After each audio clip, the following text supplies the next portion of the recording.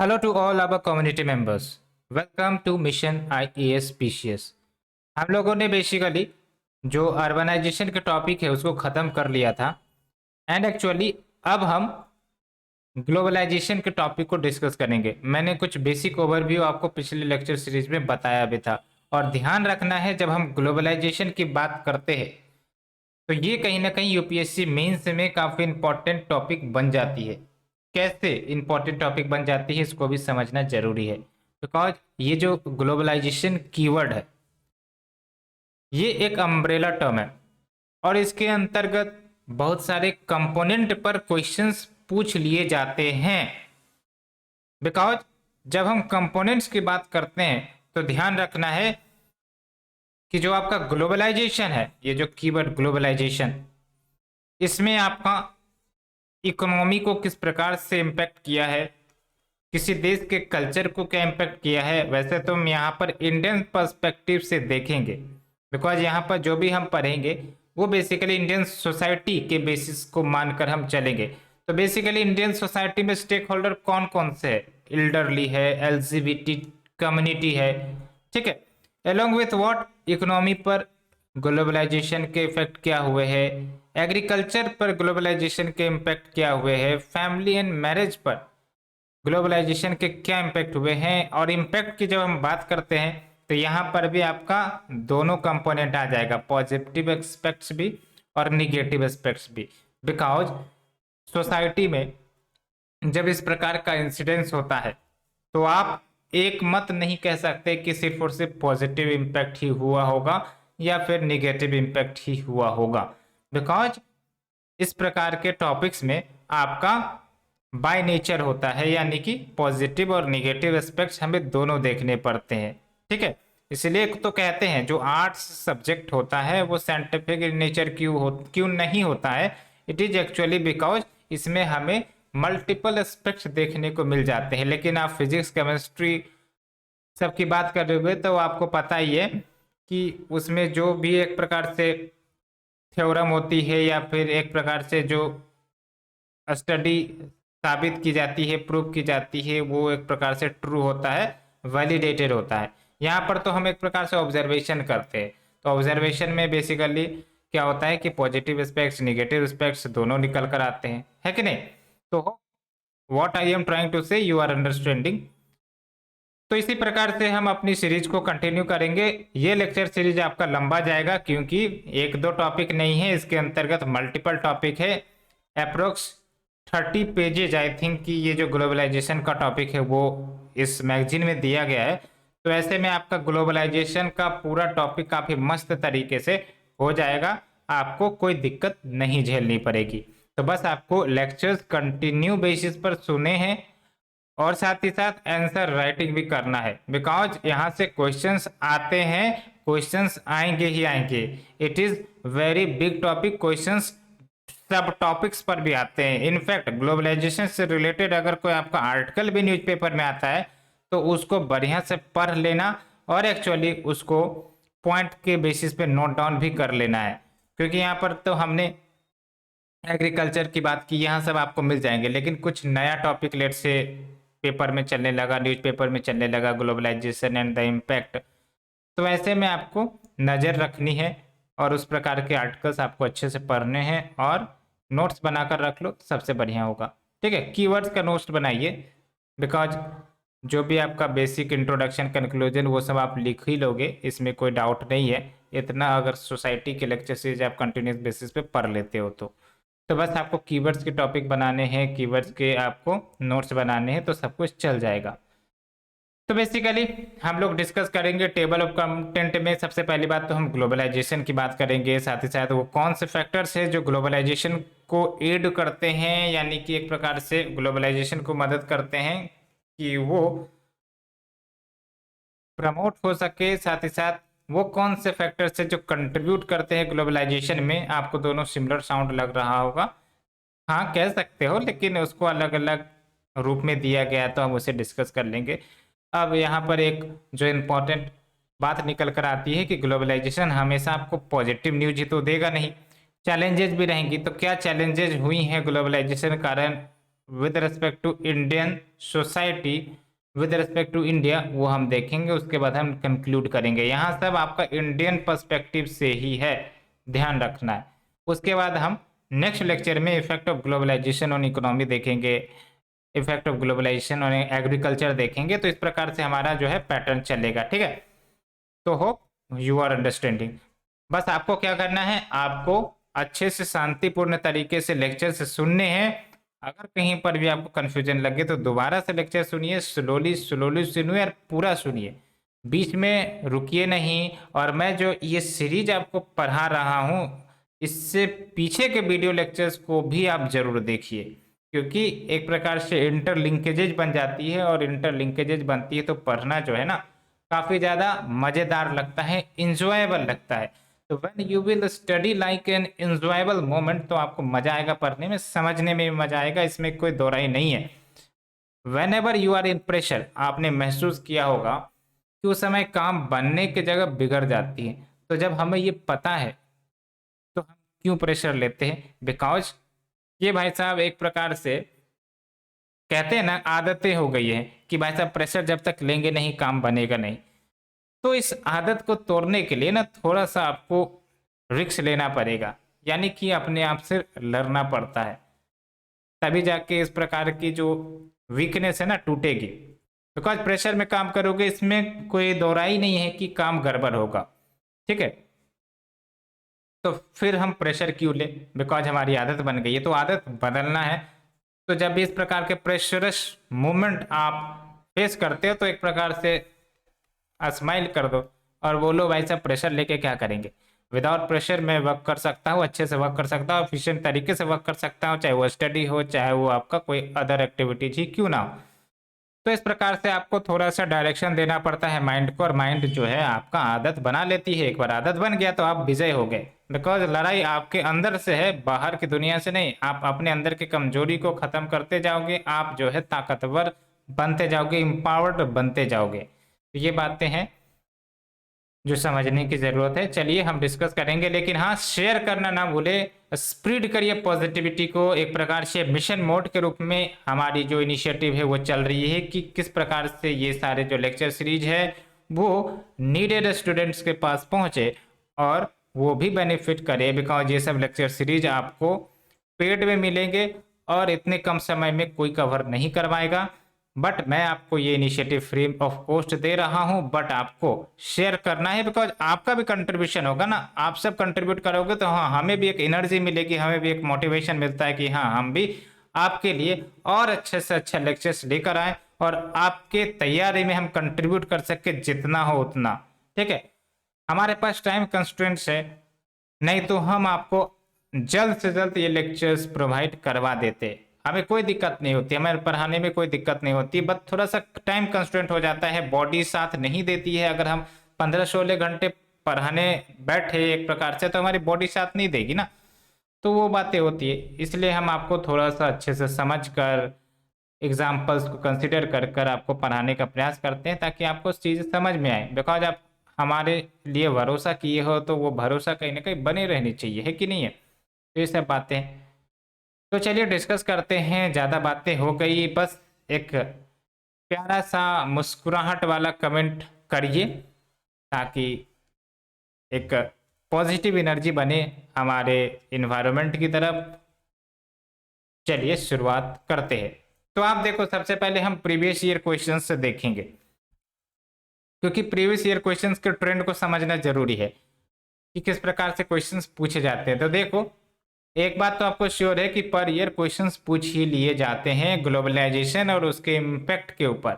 तो देख लो 2020 में तो 2 क्वेश्चन पूछ लिए गए थे, 2019 में 1 क्वेश्चन, 2018 में 1 क्वेश्चन, 2016 में 1 क्वेश्चन। तो मान के चलो ये क्वेश्चंस आते ही आते। किस टाइप का क्वेश्चन आ रहा है?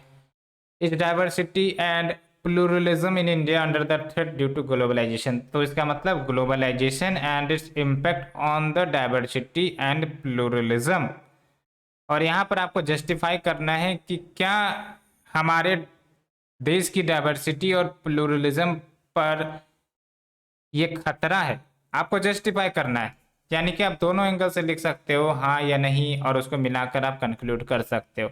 उसके बाद आप देखो customs and tradition suppress reason leading to obscurantism, यानी कि आपने बहुत बार देखा होगा कि कुछ सोसाइटी में या फिर कुछ सेक्शंस ऑफ द पीपल में ऐसे कस्टम्स या ट्रेडिशंस होते हैं जहां पर उनका जो रीजनिंग पावर है ना उसको सप्रेस कर देता है कि भाई साहब अगर कुछ चीजें हैं जो नहीं समझ में आ रही है तो बोल दिया जाएगा कि भाई साहब ये सब चीजें तो जादू तरीके से बन गई, ऐसे कुछ।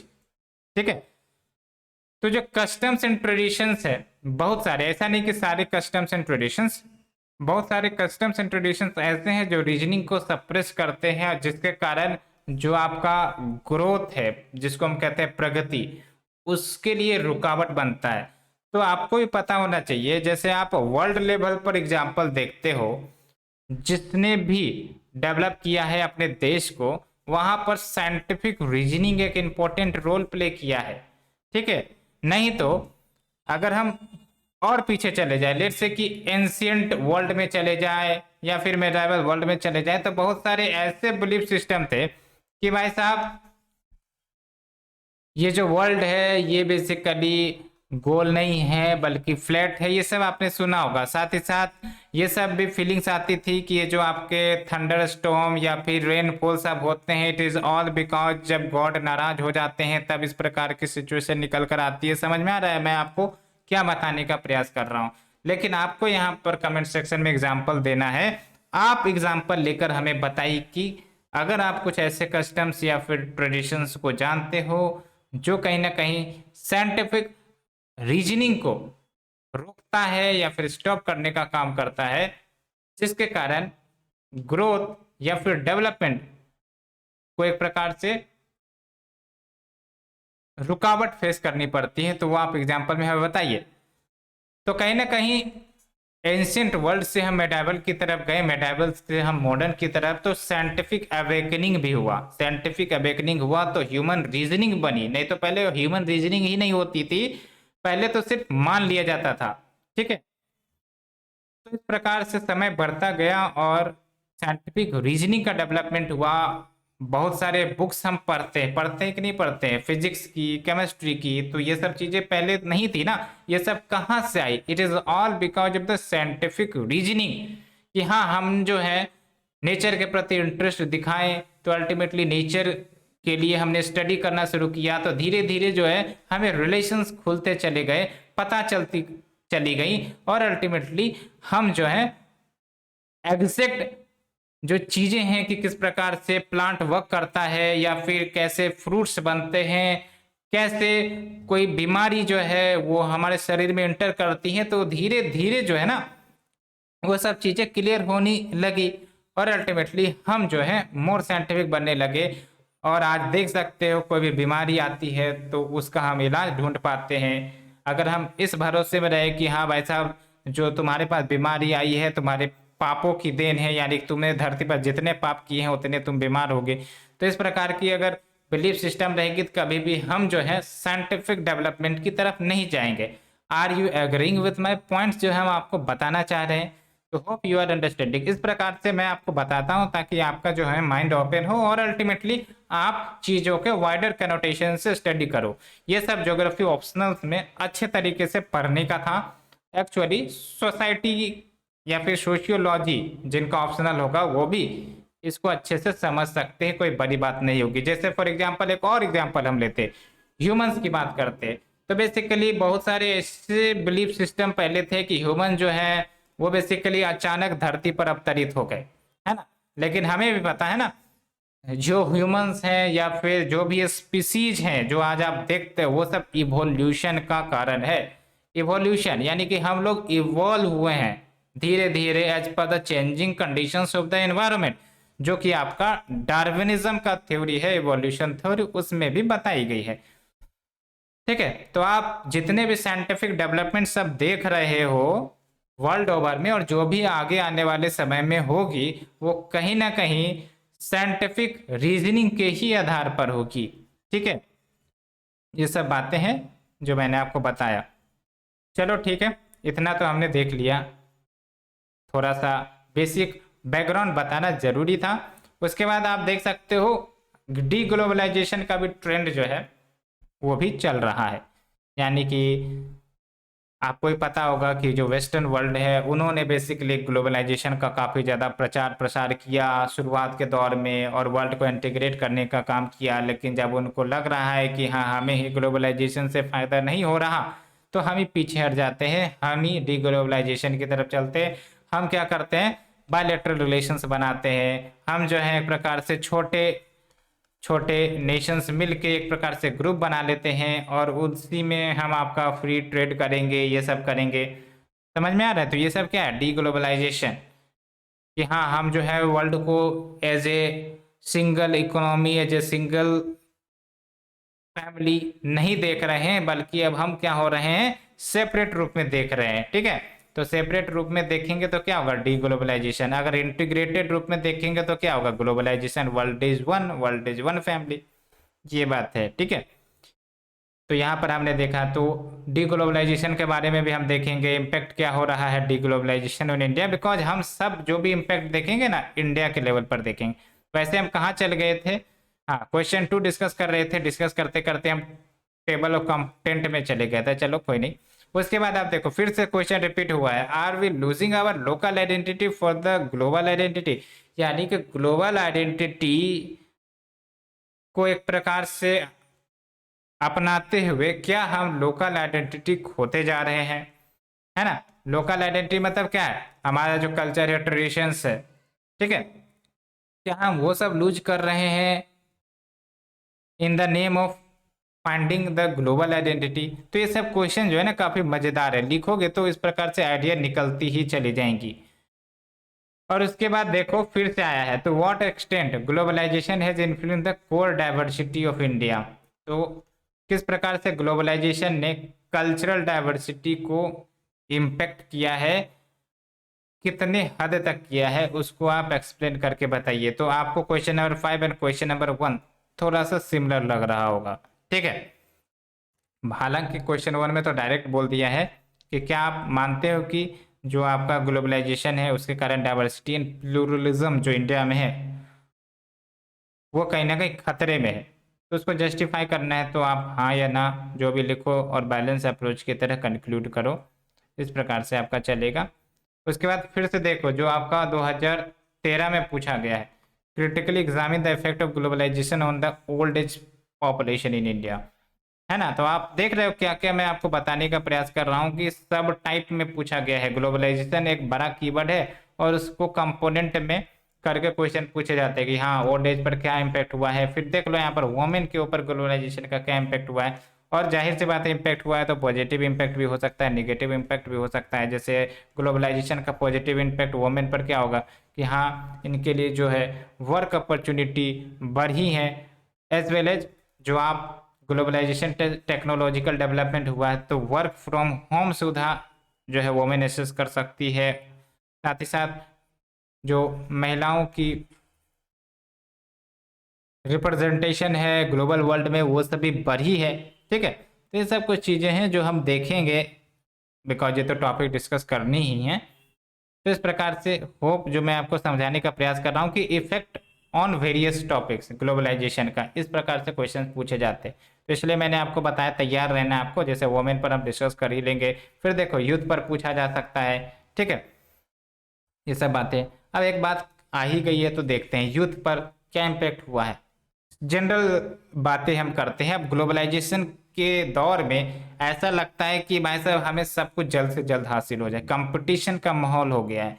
क्योंकि हम क्या हो गए हैं, कॉपी कैट हो गए, कॉपी करने का प्रयास करते हैं। जो वेस्टर्न कल्चर चल रहा है वो कहीं ना कहीं हम अडॉप्ट करने का प्रयास करते हैं। जैसे वेस्टर्न वर्ल्ड में जो भी डेवलप हो रहा है उसको हम अपने अंदर या हम भी ऑब्जर्व करने का प्रयास करते करते कि नहीं करते हैं। जैसे फॉर एग्जांपल कुछ चीज़ें बॉलीवुड में लेट से कि नई ड्रेस आ गई या फिर नया हेयर स्टाइल आ गया तो पता चला हम जो कॉमन पीपल है उनको अडॉप्ट करने लगते हैं। तो एज ए सेंस आप समझने की कोशिश करिए कि हाँ इम्पैक्ट तो होता है कि नहीं है। ये सब चीज़ें हैं जो हम देखेंगे। तो चलिए डिस्कस करते हैं, स्टार्ट करते हैं ग्लोबलाइजेशन के टॉपिक के ऊपर। इंट्रोडक्शन। तो इंट्रोडक्शन में थोड़ा सा आप समझने की कोशिश करिए कि जब हम ग्लोबलाइजेशन की बात करते हैं ना, चलो यहाँ पर एक अच्छी इंपॉर्टेंट पॉइंट हम आपको बताते हैं कि जो ग्लोबलाइजेशन है ना, जो वेस्टर्न कंट्रीज ने एक प्रकार से प्रमोट किया है, तो एक्चुअली इंडिया में पहले से ही ये मौजूद थी। कैसे मौजूद थी, चलो हम एंशियंट इंडिया में दौड़ कर चलते हैं। जो आपका एंशियंट इंडिया में हड़प्पन सिविलाइजेशन का तो नाम आपने सुना होगा, सुना तो होगा ही, पढ़ा भी है। तो जाहिर सी बात है, हड़प्पन सिविलाइजेशन में आप बताइए, क्या आपका ट्रेड नहीं होता था दूसरे देशों के साथ? ईरान सब के साथ ट्रेड नहीं होता था? बिल्कुल होता था। हमारे प्रोडक्ट्स, यानी कि जो हड़प्पन लोग थे ना, जो भी प्रोडक्ट्स वो बनाते थे, वो जो है डिफरेंट एम्पायर के पास वो प्रोडक्ट्स पहुंचते थे और बदले में एक प्रकार से एक्सचेंज होता था प्रोडक्ट्स का। और उस समय कौन सा ट्रेड सिस्टम था? तो बार्टर ट्रेड सिस्टम था। बार्टर ट्रेड मतलब क्या है? आपने कुछ प्रोडक्ट आपको दिया और जो हमारे नेसेसिटी वाले प्रोडक्ट्स हैं, जो हमें ज़रूरत है, वो आप हमें दे दो। ये हो गया आपका बार्टर सिस्टम। तो इस प्रकार से आपका ट्रेड चलता था। तो होप आपको ये कहानी पता होगी कि हड़प्पन सिविलाइजेशन काफ़ी वेल डेवलप्ड सिविलाइजेशन थी, इन द सेंस कि जो ट्रेड होता था ना, वो काफ़ी ज़्यादा एक प्रकार से मजबूत था। ठीक है। इवन व्हाट, चलो हड़प्पा की बात हमने कर लिया, मौर्य की बात कर लो, गुप्ता की बात कर लो, तो इन सब के पीरियड में भी जो ट्रेड थी ना, सिर्फ विद इन द रीजन या विद इन द एम्पायर नहीं होती थी, डिफरेंट एम्पायर के बीच भी ट्रेड होता था। ठीक है। तभी तो बाहर से गोल्ड आते थे, है ना, सिल्वर कॉइन्स आते थे। तो आप म्यूजियम कभी गए होगे तो आपको वो सब गोल्ड कॉइन सिल्वर कॉइन मिलता होगा। ऐसा नहीं है कि उस समय हमारी जो कंट्रीब्यूशन थी वर्ल्ड ट्रेड में, वो वीक थी, काफ़ी मजबूत थी। ठीक है। और हम जो है एक प्रकार से डोमिनेट करते थे वर्ल्ड ट्रेड में। तो ये सब कहानियाँ आपने सुनी होगी, आपने पढ़ा भी होगा। तो चलो हमने ये बता दिया। अब इतने बड़े बड़े भाषण यहाँ पर दिए गए हैं, हमें उससे क्या करना है? हमें तो बस ग्लोबलाइजेशन आएगा तो ग्लोबलाइजेशन पर एक अच्छा सा डेफिनेशन चाहिए, है ना। ये सब आप पढ़ सकते हो, लेकिन क्या फ़ायदा? तो जब हम ग्लोबलाइजेशन की बात करते हैं तो ध्यान रखना है, इसका मतलब क्या हुआ? Integration of Nations economy with the world economy. की भाई साहब बहुत सारे वर्ल्ड है, बहुत सारे वर्ल्ड मतलब बहुत सारे नेशन है। ठीक है। अब सब अपने अपने में तो ट्रेड करते ही है, लेकिन जब ये एक दूसरे देश के साथ ट्रेड करने लगे, ठीक है, एक प्रकार से आइडिया का एक्सचेंज होने लगे, एक प्रकार से कल्चर का एक्सचेंज होने लगे, कैपिटल एक्सचेंज होने लगे, नॉलेज एक्सचेंज होने लगे, इंडस्ट्री जो है वो एक नेशन से उठकर दूसरे नेशन में स्टेब्लिश होने लगे, जिसको हम कहते हैं एमएनसीज, कहते हैं कि नहीं कहते? तो वही ग्लोबलाइजेशन है। ठीक है। लोकलाइजेशन से ग्लोबलाइजेशन। ठीक है। जब आप लोकल होते हैं तो आप एक सर्टेन रीजन में लोकेटेड होते हो, लेकिन जब आप ग्लोबलाइज हो जाते हो तो जो भी चीज़ें हैं, जो भी एक प्रकार से स्टेक्स इन्वॉल्व है ना, वो आपका ग्लोबल लेवल पर पहुंच जाता है। तभी तो जो आज वेस्टर्न एजुकेशन है वो इंडिया में कैसे है कि नहीं है? तो ये बातें, या फिर कुछ वेस्टर्न कल्चर के इम्पैक्ट वो इंडिया में कैसे हैं, ग्लोबलाइजेशन। ठीक है। जो आप सिस्टम ऑफ इलेक्शन सब देखते हो, या फिर जो आप सोर्सेस ऑफ कॉन्स्टिट्यूशन है ना, हमारा जो भारतीय कॉन्स्टिट्यूशन है उसमें आप सोर्सेस डिस्कस करते हैं, देखते हैं, तो बहुत सारे देशों के इन जो अच्छे प्रोविजंस थे हमने एक प्रकार से इंक्लूड किया। तो वो सब भी क्या है, हमने कहीं ना कहीं आइडिया पढ़ा, देखा, समझा और उसको हमने ऑब्जर्व किया। तो इस प्रकार से आप इंटीग्रेट करिए, काफ़ी मज़ा आएगा समझने में। ठीक है। तो होप आपको ये बेसिक अंडरस्टैंडिंग ग्लोबलाइजेशन का पता चल गया होगा। Integration of Nations economy with the world economy and free flow of capital, knowledge, humans, industry. और ये जो मॉडर्न ग्लोबलाइजेशन है, यानी कि प्रेजेंट ग्लोबलाइजेशन, हमने एंशियंट की तो बात कर ली खासकर इंडिया के रेस्पेक्ट में, लेकिन जो मॉडर्न ग्लोबलाइजेशन आप देखते हो ना, ये काफ़ी अच्छे तरह से प्रबल या फिर इफेक्टिव तब हुई जब आपका कोल्ड वॉर, जो रशिया और यूएस के बीच काफ़ी लंबे समय तक चला था, तो जब ये इंड हुआ ना, तब कहीं ना कहीं ग्लोबलाइजेशन प्रमोट होनी शुरू हुई। लेकिन ध्यान रखना है, ग्लोबलाइजेशन जो आपका चीज है वो वहीं पर प्रमोट होगा, उस देश में प्रमोट होगा जिस देश में एक तो डेमोक्रेसी काफी प्रबल होगी और कैपिटलिज्म भी काफी प्रबल होगा। क्योंकि डेमोक्रेसी का मतलब क्या है, पीपल के चॉइस को प्रेफरेंस दे रहे हैं, यानी कि एक प्रकार से पीपल जो है वो डिसीजन मेकर है कि वो क्या खाना चाहते हैं, या फिर यूं कह सकते हो क्या पहनना चाहते हैं, ठीक है, कौन सी पुस्तक पढ़ना चाहते हैं। समझ में आ रहा है क्या हम आपको समझाने का प्रयास कर रहे हैं? तो ग्लोबलाइजेशन वहां पर काफी ज्यादा प्रबल होगा जहां पर डेमोक्रेसी होगी, क्योंकि डेमोक्रेसी में क्या होता है, पीपल को हम चॉइस दे देते हैं। तो जब चॉइसेस लोगों के पास आ गई तो फिर वो क्या कर सकते हैं, डिफरेंट कंट्री से अपने पसंदीदा प्रोडक्ट्स मंगवा सकते हैं, है कि नहीं है? साथ ही साथ कैपिटलिज्म भी जहां रहेगा वहां पर ग्लोबलाइजेशन प्रमोट होगा, बिकॉज कैपिटलिज्म का मतलब क्या होता है कि प्रॉफिट प्रॉफिट प्रॉफिट, है कि नहीं है? तो ये चीजें आपको समझ में आ गई होगी। तो मीनिंग ऑफ ग्लोबलाइजेशन की बात करें तो अकॉर्डिंग टू एमईए यानी कि मिनिस्ट्री ऑफ एक्सटर्नल अफेयर्स होगा यहाँ पर, I think so, globalisation means integration of economy society through cross country flow of information ideas technology goods services capital finance and people, ये सब बातें। अब हिस्ट्री ऑफ ग्लोबलाइजेशन की बात करें तो थोड़ा सा आपको समझ लेना है, खासकर थोड़ा मॉडर्न ग्लोबलाइजेशन की बात कर रहे हैं हम, पूरा एंशियंट की तरफ नहीं जा रहे, ठीक है। तो बेसिकली हिस्ट्री ऑफ ग्लोबलाइजेशन में जाने तो मिनिस्ट्री ऑफ एक्सटर्नल अफेयर्स, हाँ एमईए ही है, तो मिनिस्ट्री ऑफ एक्सटर्नल अफेयर्स के अनुसार ग्लोबलाइजेशन का जो एक प्रकार से सिस्टम डेवलप हुआ वो कहीं ना कहीं हिस्टोरिकल प्रोसेस रहा है। तो हिस्टोरिकल प्रोसेस रहा है, काफ़ी अप्स एंड डाउन्स रहे हैं, यानी कि कुछ पीरियड में एक प्रकार से जो ग्लोबलाइजेशन पीक पर थी, फिर कहीं ना कहीं ग्लोबलाइजेशन वीक हुई, फिर से पीक हुई, इस प्रकार की ट्रेंडिंग चलती है, ठीक है। जैसे एग्जाम्पल दिया जाता है प्री वर्ल्ड वॉर वन, यानी कि वर्ल्ड वॉर वन होने से पहले कौन से पीरियड में, 1870 से 1914 के बीच काफ़ी ज़्यादा रैपिड इंटीग्रेशन हुआ था इकोनॉमीज का, in terms of trade flows, movement of the capital and migration of the people. ऐसा इसलिए बिकॉज आपका जब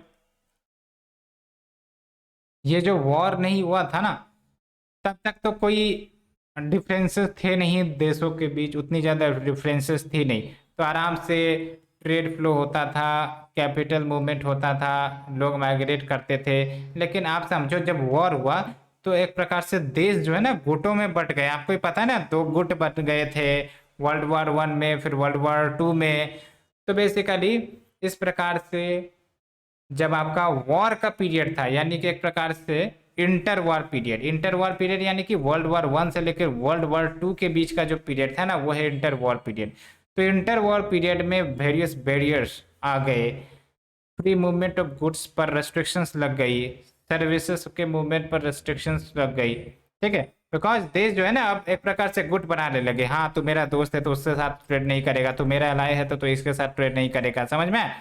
तो इस प्रकार से गुट बन गए। तो ऐसे में क्या होगा, जब भी गुट बनेंगे तो एक प्रकार से ग्लोबलाइजेशन पर निगेटिव असर पड़ेगी ही पड़ेगी, बहुत सारे बैरियर्स लग जाएंगे, टैक्सेस बढ़ा दी जाएंगे कि हाँ अगर आपके प्रोडक्ट हमारे देश में आएंगे तो हम जो है ज़्यादा टैक्स लेंगे, इस प्रकार से। तो ये सब चीज़ें थी। लेकिन हाँ जब आपका ये टेंस वाला पीरियड खत्म हुआ, यानी कि इंटर वॉर पीरियड खत्म हुआ, जो कि आपका 1945 के बाद, तो धीरे धीरे जो है बहुत सारे ऑर्गेनाइजेशन आए ग्लोबल लेवल पर, आप समझ सकते हो, है ना, जैसे यूनाइटेड नेशन सब की ही बात करते थे, ये सब कब आए, ये सब बेसिकली सेकेंड वर्ल्ड वॉर के बाद ही आए थे। तो पीस इस्टेब्लिशमेंट, कॉपरेशन, ये सब जो है ना धीरे धीरे देश के बीच में कोर फिलोसफी बनने लगी कि हाँ हम पीस को अल्टीमेट एम मानकर चलेंगे, किस प्रकार से हम इकोनॉमी को इंटीग्रेट करें सो दैट लोगों का डेवलपमेंट हो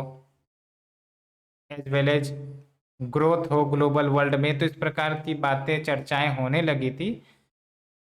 तो उस प्रकार से बहुत सारे देश जो हैं एक साथ आए, कॉपरेशन इस्टेब्लिश किए और ट्रेड रिलेशंस इस्टेब्लिश किए, एक्सचेंज होने लगा गुड्स का, आइडियाज का, लेबर्स का, पीपल का।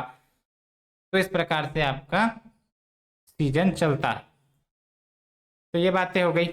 लेकिन ये भी देख सकते हो, एक स्टडी है जो पॉइंट आउट की गई है that trade and capital markets are no more globalised today than they were at the end of 19th century. तो थोड़ा थोड़ा लगता भी है ना, तभी तो हम प्रोटेक्शनिज्म, डी ग्लोबलाइजेशन सब की बात करते हैं। अब आप समझिए 19th सेंचुरी एक प्रकार से जो ग्लोबलाइजेशन का ट्रेंड था वो धीरे धीरे बन रहा था। तो कोई चीज़ें जब नहीं रहती तो उस पर एक प्रकार से ज़्यादा वर्क किया जाता है। तो उस समय ग्लोबलाइजेशन पर लोग ज़्यादा इंटरेस्ट दिखा रहे थे कि हाँ हाँ, हमारे पास अगर गुड्स की कमी है, सर्विसेज की कमी है, तो हम दूसरे देश से मंगवा लेंगे, तो हमारी नीड पूरी हो जाएंगी, है कि नहीं है। तो इस प्रकार का सिस्टम चल रहा था। लेकिन अब जो है ना, अब देश अपने बारे में सोचने लगे हैं एक प्रकार से कि पहले हम अपना देखेंगे, उसके बाद दुनिया का देखेंगे, है ना, जिसको हम प्रोटेक्शनिज्म भी कहते हैं इन द सेंस। तो ये सब चीज़ें अब चलने लगी है। ठीक है, तो कुछ एविडेंस या कुछ बातें क्या आपको याद है या आपको पता है, आप हमें कमेंट सेक्शन में बता सकते हो, जो इंडिकेट करता है कि हाँ, जो ग्लोबलाइजेशन है ना उसका पेस कम हुआ है, स्लो डाउन हुआ है। ठीक है, ये कुछ आप बताओ एग्जांपल देके, अगर आपको याद आ रहा है तो हम भी देखें। तो चलो, यहाँ तक आपने समझ लिया, hope you understood the point जो हम आपको बताने का प्रयास कर रहे थे। डिटेल तरीके से मैंने आपको बताया, यहाँ तक तो कोई डाउट नहीं होनी चाहिए, आई थिंक सो। लेकिन फिर भी डाउट है तो फिर मुस्कुरा कर आप क्वेश्चन पूछिए, हम कहीं ना कहीं उसका रिप्लाई जरूर करेंगे। ठीक है, तो बेसिकली चलिए मूव करते हैं, factors that are adding globalisation in India. एक प्रकार से इस टॉपिक पर हम डिस्कस करेंगे कि क्या क्या वो फैक्टर्स हैं जिसके कारण ग्लोबलाइजेशन प्रमोट हो रहे हैं।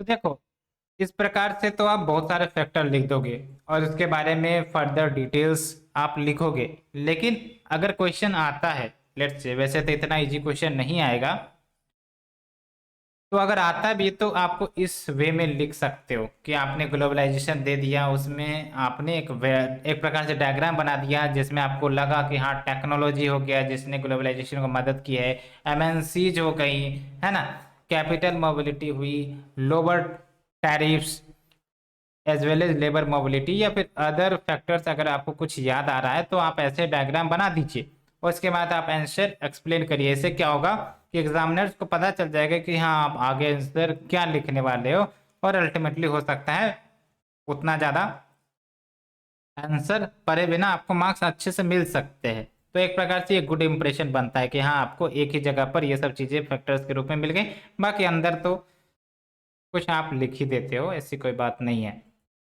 चलो ठीक है, तो चलते हैं डिस्कस करते हैं factor that are adding globalisation. तो एक तो ये कि हमारा जो आप एलपीजी रिफॉर्म्स किया गया था 1991 में, आपको ही पता है ना, एलपीजी रिफॉर्म्स यानी कि लिबरलाइजेशन, प्राइवेटाइजेशन, ग्लोबलाइजेशन। चलो, एक काम आपको करना है, what is the difference between liberalisation, privatisation, globalisation. ये डिफरेंस आप हमें कमेंट सेक्शन में जरूर बताइए, है ना। तो बेसिकली 1991 से पहले क्या होता था ना, बहुत सारे रेस्ट्रिक्शंस गवर्नमेंट लगा कर रखती थी, प्राइवेट इन्वेस्टमेंट पर लगा कर रखती थी, फॉरेन इन्वेस्टमेंट पर लगा कर रखती थी, है ना। यानी कि जो एफडीआई है, लेट्स से कि सर्टेन सेक्टर्स पर बैंड ही होती थी, उसको अलाउ ही नहीं किया जाता था, या फिर बहुत सारे ऐसे सेक्टर्स थे जिस पर प्राइवेट इंडस्ट्री कभी इन्वेस्ट ही नहीं कर सकती थी, बैन था। ठीक है, हम लोग ग्लोबल वर्ल्ड से इंटीग्रेट नहीं थे। हमारी जो पॉलिसीज थी बिफोर 1991 वो थी इंपोर्ट सब्सटीट्यूशन पॉलिसी, यानी कि जो भी हम बाहर से मंगवाने का प्रयास करते हैं उसको डोमेस्टिकली ही प्रोड्यूस कर दो, इसी को कहते हैं इंपोर्ट सब्सटीट्यूशन पॉलिसी। यानी कि इंपोर्ट सब्सटीट्यूशन यानी कि इंपोर्ट को सब्सटीट्यूट कर दो अपने डोमेस्टिक प्रोडक्ट से, इसी को हम इंपोर्ट सब्सटीट्यूशन कहते हैं। होप यू आर अंडरस्टैंडिंग जो हम आपको बताना चाह रहे हैं। ठीक है, तो कहीं ना कहीं एलपीजी आया तो पॉलिसी रिफॉर्म्स आया, तो एक प्रकार से लिबरल पॉलिसीज बनी कि किस प्रकार से हम एफडीआई को अट्रैक्ट कर सकते हैं इंडिया में। तो आपने देखा भी होगा बहुत सारे एमएनसी कंपनीज आफ्टर 1991 ही आने शुरू हुए हैं। ठीक है, बहुत सारी प्राइवेट कंपनीज आफ्टर 1991 बने हैं। ठीक है, तो ये सब बातें, साथ ही साथ 1991 के बाद खासकर 2000 का पीरियड एक प्रकार से डिजिटल रिवॉल्यूशन का भी पीरियड था, है ना। ये सब जो गूगल फेसबुक सब देख रहे हो ना, कुछ इसी के आसपास सब बनने शुरू हुए थे। तो अल्टीमेटली उसका जो इफेक्ट है ना, वो इंडिया में भी धीरे धीरे आया और उसने भी अपना इम्पैक्ट इंडिया में जरा है, जो आप देखते भी हो, है ना। डिजिटल इंटीग्रेशन या फिर डिजिटल सर्विसेज कितनी आसानी से आप पा लेते हो, digital accessibility, not only the resources of India but resources of world, in the sense कि आप लिटरेचर पढ़ना चाहते हो तो पढ़ सकते हो, ठीक है। आप वर्क फ्रॉम होम करना चाहते हो तो कर सकते हो। तो इस प्रकार से बहुत सारे डेवलपमेंट हुए। तो ये हमने देख लिया। साथ ही साथ इंटीग्रेशन ऑफ टेक्नोलॉजी, वही हमने आपको बताया है, इंटीग्रेशन ऑफ टेक्नोलॉजी, क्योंकि जो नए नए टेक्नोलॉजी आए हैं उसने जॉब्स को ट्रांसफॉर्म कर दिया है। एंड इन जॉब्स के लिए, यानी कि टेक्नोलॉजी बेस्ड जॉब्स के लिए स्पेशलाइज्ड स्किल्स की ज़रूरत होती है कि नहीं है। तो ये सब स्किल्स भी आने शुरू हुए। तो स्किल्स के लिए अलग से एक प्रकार से एम्प्लॉयमेंट अपॉर्चुनिटीज बनी, ठीक है। जैसे डाटा एनालिसिस देख लो, ये सब बातें हैं। तो ये सब बात हो गई। इंटीग्रेशन ऑफ टेक्नोलॉजी हो गया आपका। Fast movement of people. Fast movement of people कहने का मतलब ये है कि पहले क्या होता था, पहले के समय में मूवमेंट जो है ना काफ़ी ज़्यादा रेस्ट्रिक्ट होते थे। बिकॉज पहली बात तो ये कि फास्ट ट्रांसपोर्टेशन सिस्टम नहीं था। दूसरी बात ये कि भाई साहब रिक्सी होता था, सिक्योरिटी नहीं होती थी। और तीसरी इंपॉर्टेंट बात ये कि कॉस्ट भी ज़्यादा लगता था। लेकिन अब आप देखो, आराम से आप one nation to other nation travel कर सकते हो वाया फ्लाइट काफ़ी कम समय में, है ना। साथ ही साथ one state to other state, अभी बुलेट ट्रेन की ही बात कर लेते हैं, है कि नहीं है। तो इन सब के कारण क्या हुआ है, ट्रांसपोर्टेशन इम्प्रूव हुआ है, फास्ट ट्रांसपोर्टेशन हुआ है। तो जाहिर सी बात है जो पीपल हैं, जो आइडियाज हैं, वो सब बहुत तेजी से मूव कर सकते हैं। तो what is happening in USA, internet के माध्यम से हमें पता चल जाएगा। और हो सकता है उस आइडिया को हम यूटिलाइज करके इंडिया में भी कुछ ऐसी कंपनी बना दे, ये भी तो होता है, ठीक है। ये सब चीज़ें हैं। तो फास्ट मूवमेंट ऑफ पीपल में क्या होगा, तो इम्प्रूव ट्रांसपोर्ट हुआ, तो अल्टीमेटली ग्लोबल ट्रेवल इजी हो गई। एंड ग्लोबल ट्रेवल इजी हो गई, साथ ही साथ ग्रेटर मूवमेंट ऑफ पीपल हुआ, गुड्स का हुआ अक्रॉस द ग्लोब। साथ ही साथ वर्ल्ड ट्रेड ऑर्गेनाइजेशन का ग्रोथ। अब ध्यान रखना है जब भी आपको फैक्टर्स लिखने होंगे ना, डब्ल्यूटीओ काफ़ी इंपॉर्टेंट है।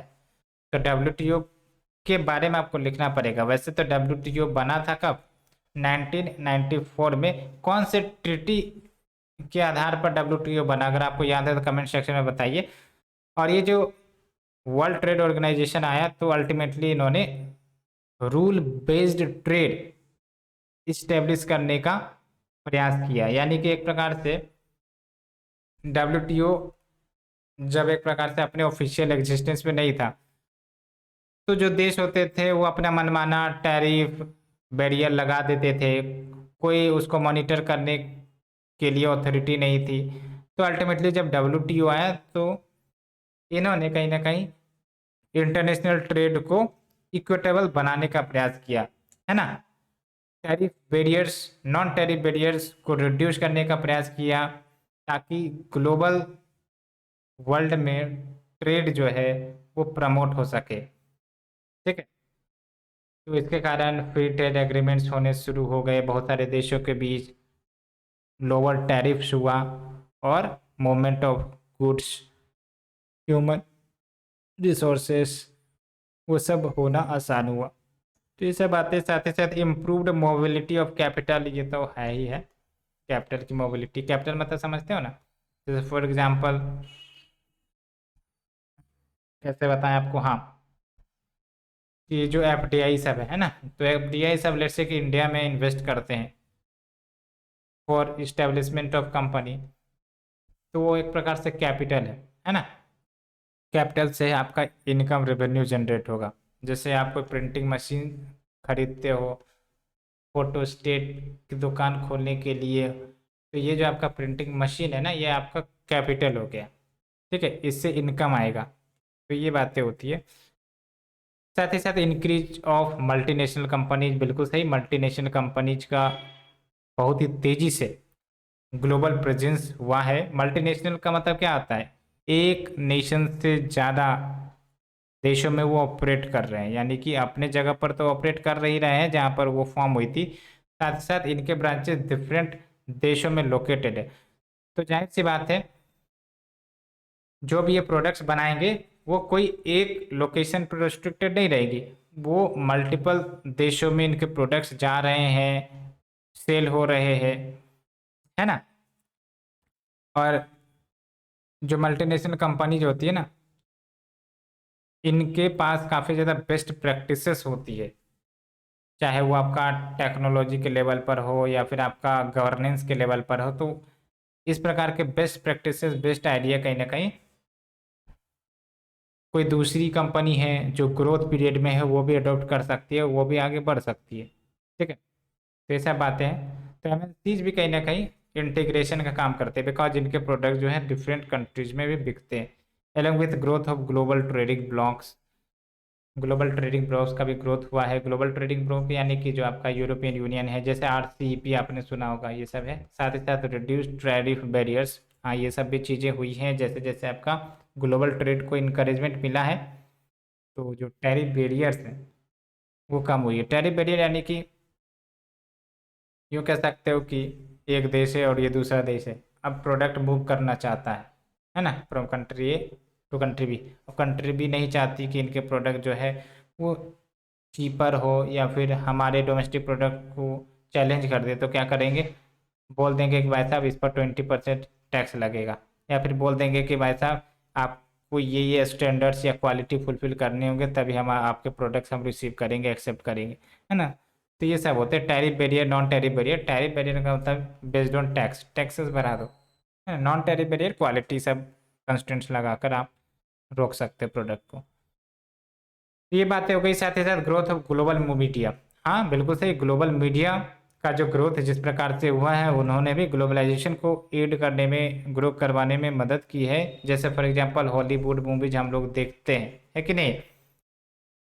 वाई, बिकॉज ग्लोबल मीडिया कहीं ना कहीं इंटरेस्ट जगाता है ना, कि वर्ल्ड लेवल पर क्या हो रहे हैं, क्या कुछ अच्छी चीज़ें हो रही है, कोई मूवी आई तो चलो उसे देख लेते हैं, है ना।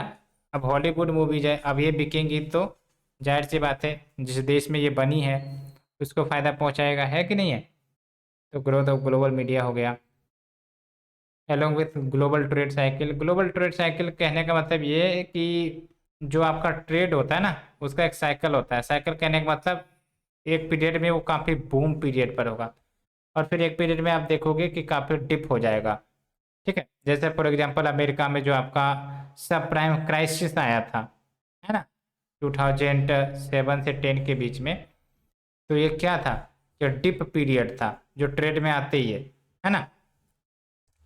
तो जब ये आपका सब प्राइम क्राइसिस आया था तो इसने पूरे मेजर बैंक्स जो डिफरेंट कंट्रीज में है इंक्लूडिंग इंडिया, उसको प्रभावित किया था। ना सिर्फ यूएस के बैंक ने लॉस सफ़र किया, बल्कि जो दूसरे देश में बैंक मौजूद थे वो भी सफ़र हुई थी, बिकॉज ऑफ द ग्लोबलाइजेशन। ये सब इंटरलिंक है ना। उसके बाद इंक्रीज्ड मोबिलिटी ऑफ लेबर, ये तो ठीक है। उसके बाद इंटरनेट, इंटरनेट की बात तो आप जानते ही हो, आराम से जो बिजनेसेस है वो कम्युनिकेट कर सकते हैं डिफरेंट कंट्रीज में जो लोकेटेड है। ठीक है, जैसे आपका बिजनेस प्रोसेसिंग आउटसोर्सिंग की अगर हम बात करते हैं, है ना, टेली सेंटर की हम बात करते हैं, हम जैसे इंडिया की बात करें तो इंडिया में बहुत सारे टेली सेंटर ऐसे हैं जो दूसरे देश में एस्टेब्लिश्ड कंपनी है उनके लिए सर्व करते हैं, एक प्रकार से सर्विसेज प्रोवाइड करते हैं। तो ये सब इंटरनेट कम्युनिकेशन सबकी मदद से संभव हुआ है। ठीक है, ये सब चीज़ें हो गई। उसी प्रकार से आप देख लो, ये जो आपके ई कॉमर्स कंपनी है, global e commerce company Alibaba सब है ना, हम सब बेसिकली उनसे लेट से कि प्रोडक्ट अगर खरीदना चाहते हैं तो ये सब इंटरनेट के माध्यम से प्रोडक्ट की डिलीवरी सब होती है। तो ये बातें हैं। तो चलिए, ये तो हमने देख लिया, अब चलो हम डिस्कस करते हैं नेक्स्ट टॉपिक की तरफ। आपको थकावट तो महसूस नहीं हो रही है, आपको समझ तो आ रहा है जो हम बताने का प्रयास कर रहे हैं। कीवर्ड पर फोकस करिए, factor that are adding to the globalisation. तो ढाई आपको लिखना है integration of technology, fast movement of people, WTO आना ही चाहिए, improved mobility of capital, increase of multinational companies, growth of global trading blocks, reduced tariff barriers, growth of global media, global trade cycle, increased mobility of labor, internet. ठीक है, ये बातें हैं। एक है आपका फास्ट मूवमेंट ऑफ पीपल, ये सब तो हमने देख लिया। तो होप यू अंडरस्टूड। इस प्रकार से आपको कीवर्ड याद रखने हैं, बाकी डाटा फैक्ट्स न्यूज़पेपर सब पढ़ोगे वैसे भी याद हो जाएगा। चीज़ें तो लिख सकते हो, इससे कोई बड़ी बात नहीं होगी। ठीक है, तो होप यहाँ पर आपका ये चीज़ें समाप्त होगी।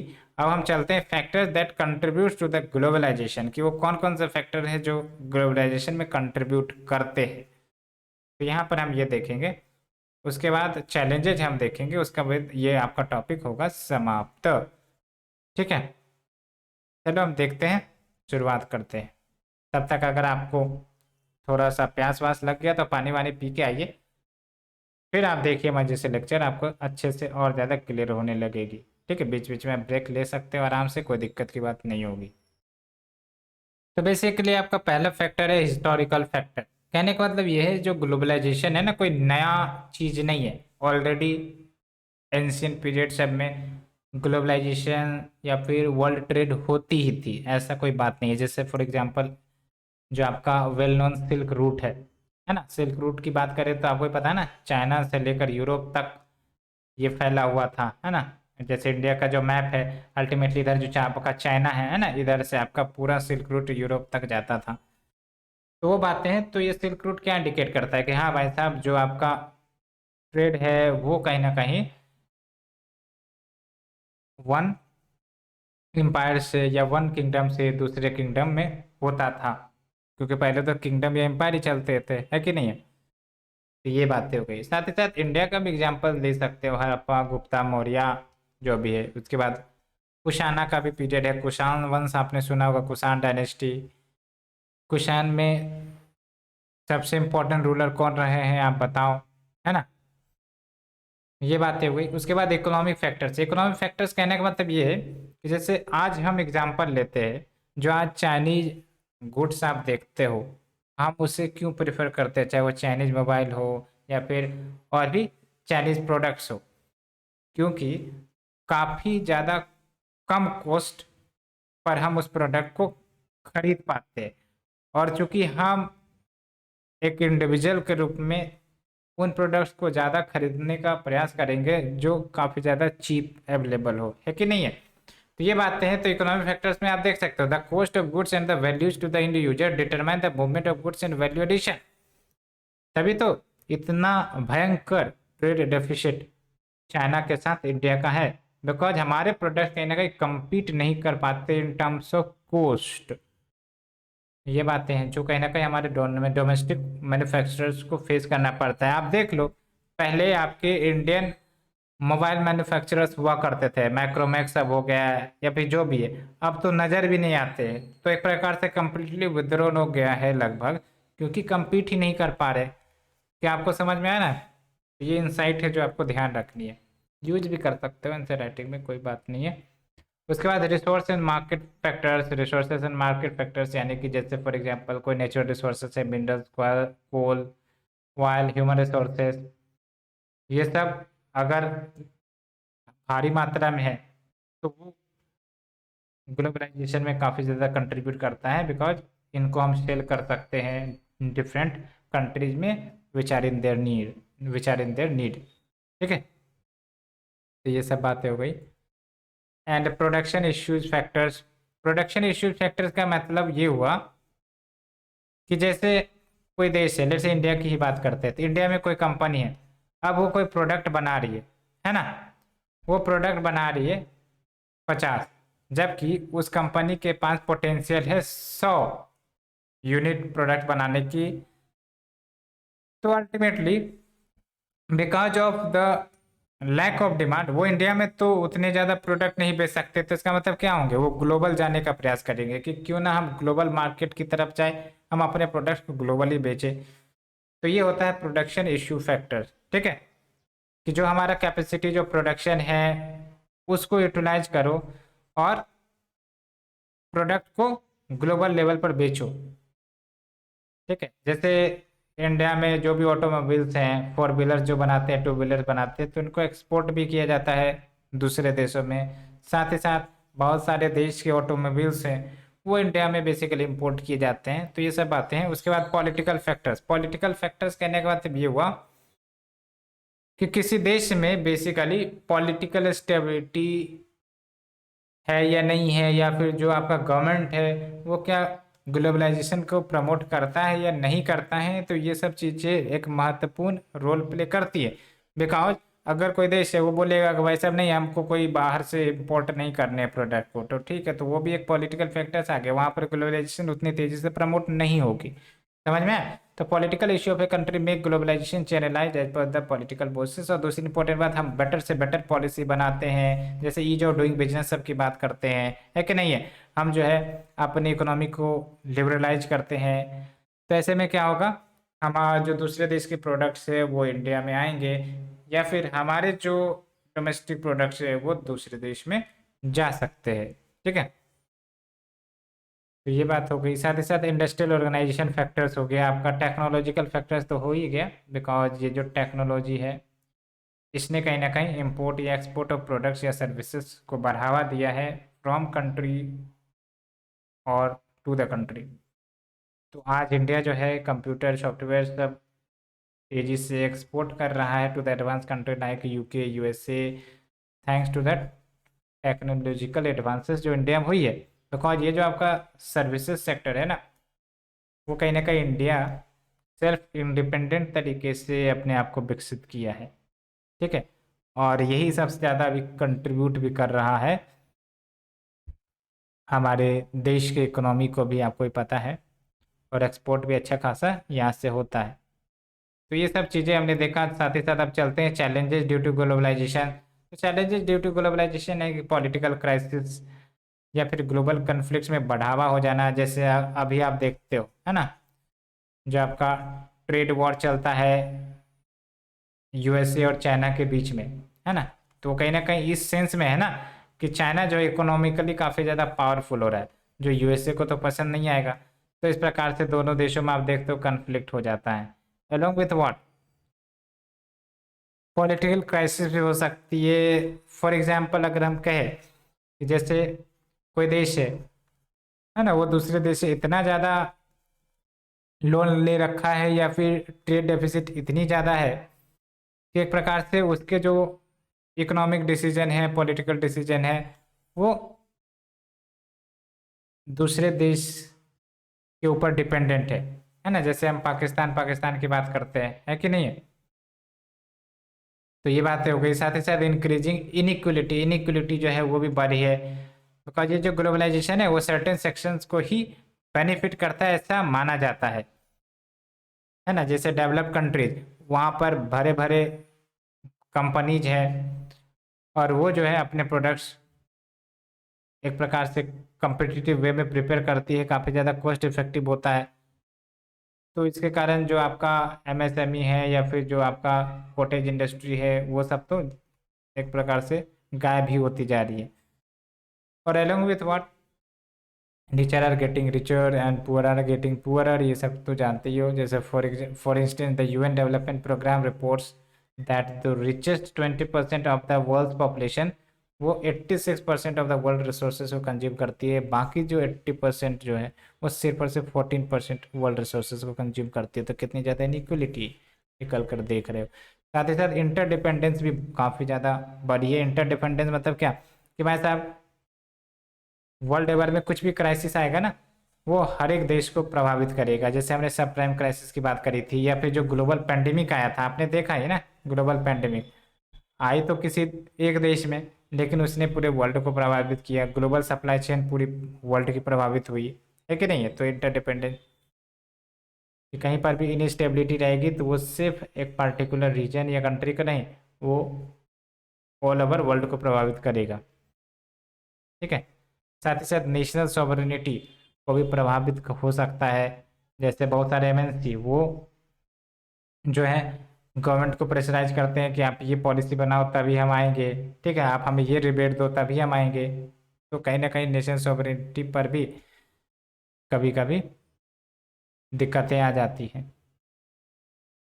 उसके बाद इक्विटी डिस्ट्रीब्यूशन, इक्विटी डिस्ट्रीब्यूशन कहने का मतलब नहीं है, यानी कि जो आपका पॉजिटिव्स है ग्लोबलाइजेशन का, वो ज़्यादातर रिच नेशंस या rich individuals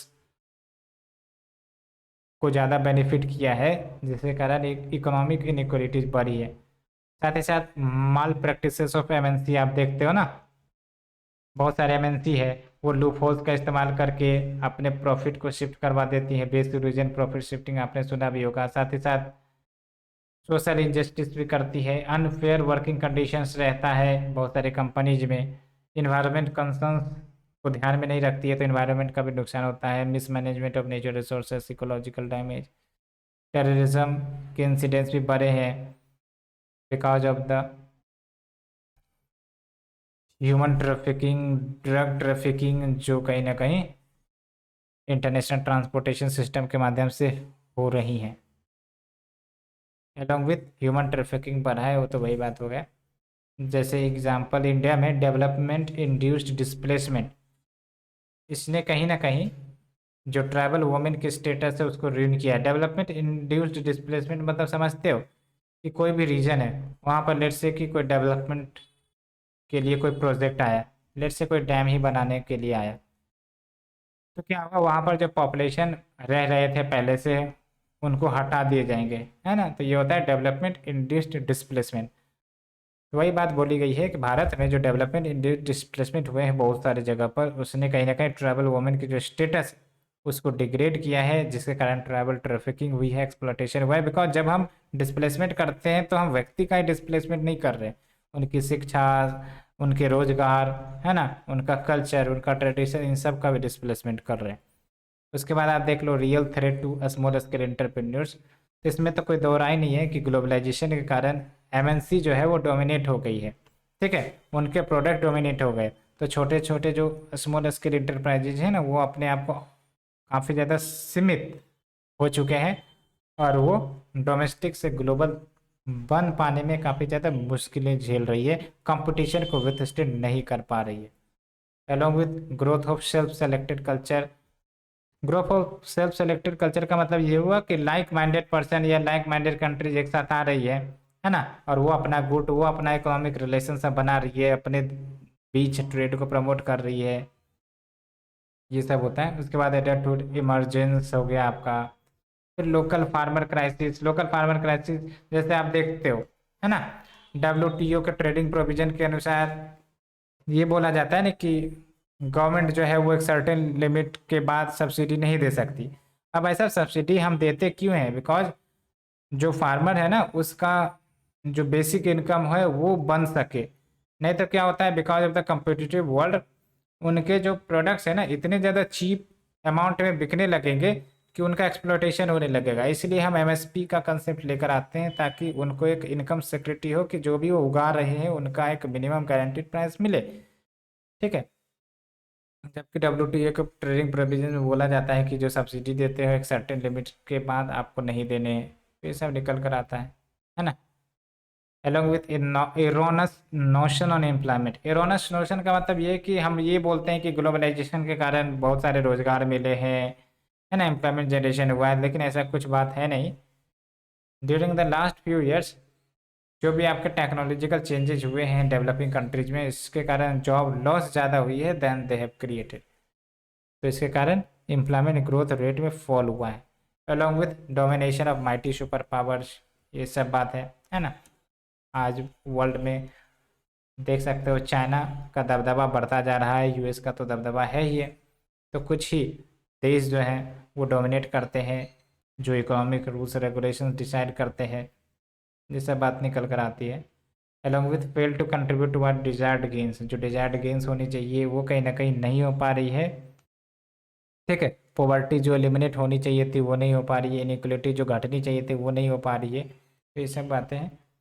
and contribute toward the cultural homogeneity, है ना। ग्लोबलाइजेशन के कारण क्या हो रहा है, कल्चर पर तो सबसे ज़्यादा प्रभाव हो रहा है ना। तो हम देखते हैं ना बहुत सारे जो डेवलप्ड कंट्रीज के कल्चर है वो कहीं ना कहीं डेवलपिंग कंट्रीज पर देखने को मिल रही है। तो क्या हो रहा है, मतलब पहले 50 कल्चर थे, है ना, अब धीरे धीरे क्या हो रहा है, वो कल्चर धीरे धीरे बड़े कल्चर के प्रभाव में आ रही है और जो आपका इंडिजीनियस कल्चर है वो श्रिंक होता जा रहा है। ये होता है आपका, ठीक है। उसके बाद development of by cultural identity along with consumerism। consumerism is the keyword जहाँ पर क्या होता है, हम प्रोडक्ट्स की डिमांड इतनी ज़्यादा करने लगते हैं डिस्पाइट हमारी उतनी ज़्यादा नीड नहीं है, ठीक है। कि भाई साहब हाँ ये भी ले लो वो भी ले लो, दिस दैट, ये हो गया आपका कंज्यूमरिज्म। तो ये बात हो गई। उसके बाद देख सकते हो कंक्लूजन में लिख सकते हो कि जो ग्लोबलाइजेशन है it is an age old phenomena, जो आज से नहीं सदियों से हो रही है, चलती आ रही है। हम इसे अभी इतनी ज़्यादा देखने, अभी हम इसे इतना ज़्यादा डोमिनेंट अभी इसलिए देख पाते हैं बिकॉज इसका जो स्पीड है ग्लोबलाइजेशन का काफ़ी ज़्यादा बढ़ गया है because of the transportation technology, ठीक है। तो ये बातें हैं। तो बैलेंस कंक्लूजन लिखोगे कि हमें पता है कि ग्लोबलाइजेशन के पॉजिटिव और नेगेटिव इम्पैक्ट्स होते हैं, लेकिन जिस प्रकार से पोटेंशियल इनॉर्मस है ग्लोबलाइजेशन का, इकोनॉमिक गेन्स की पोटेंशियल है, तो अगर हम ग्लोबलाइजेशन के अगेंस्ट जाएंगे तो वो कहीं ना कहीं दिक्कत क्रिएट करेगा, ठीक है। हाँ ठीक है, ग्लोबलाइजेशन के कारण बहुत सारे चैलेंजेस निकल कर आ रहे हैं, लेकिन उन चैलेंजेस को डील किया जा सकता है। लेकिन हम कहेंगे कि ग्लोबलाइजेशन को ही रोक दे तो ठीक बात नहीं होगी, बिकॉज ग्लोबलाइजेशन से आइडिया, टेक्नोलॉजी, एम्प्लॉयमेंट, इनोवेशन, है ना, ये सब निकल कर आते हैं। तो ये फ्रेंड्स हमने टॉपिक डिस्कस किया डिटेल से। अब हम डिस्कस करेंगे नेक्स्ट लेक्चर सीरीज में effects of globalisation on economy. तो इन सब में आपका कुछ है नहीं समझने का, हम वैसे भी डिस्कस कर देंगे, आपको कोई दिक्कत नहीं होगी। तो आपको कैसा लगा लेक्चर सीरीज, क्या चीज़ें अच्छी लगी, समझ में आई, कमेंट सेक्शन में बताना ना भूलें।